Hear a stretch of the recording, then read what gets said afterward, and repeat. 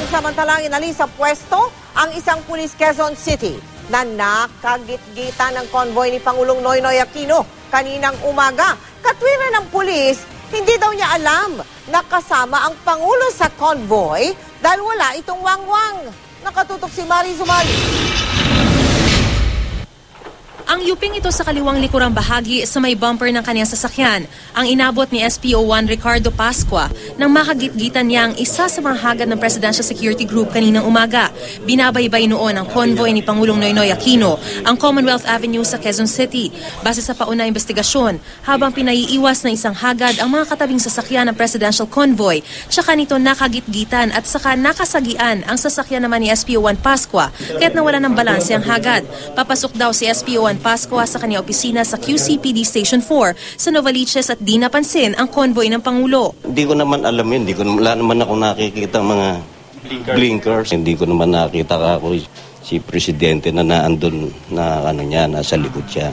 Sabi ko, kasalanan ko kako. Standard operating procedure na kapag dumadaan ang presidential convoy ay kailangan itong pagbigyan at paunahin gaya na lamang ng mga ambulansya at bombero. Isa ito sa mga pribilehiyo na ibinibigay sa Pangulo para na rin masiguro ang kanyang kaligtasan pag siya ay nasa daan. Seguridad ng buhay ng ating presidente kasi po siya ang nagdadala ng buong bansa at ng tao natin. So, pinoprotektahan po natin sila. Nirelieve na muna si Pascua sa kanyang pwesto sa QCPD Station 4 at pansamantala muna inilipat sa Admin Holding Section ng QCPD habang iniimbestigahan ang pangyayari.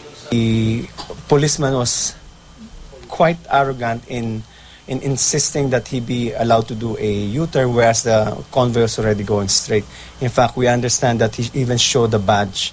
I ordered his relief at on the way na siya rito, pina-escortan ko siya kay Colonel Mendoza mismo para mag-conduct tayo ng investigation.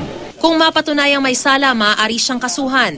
Ang sanction po niyan is grave misconduct for administrative proceedings. Hindi niya ako ng dispensa. Pinararating ko kay Presidente. Hindi ko alam na dumaan na pala siya. Mariz Umali, nakatutok, 24 oras.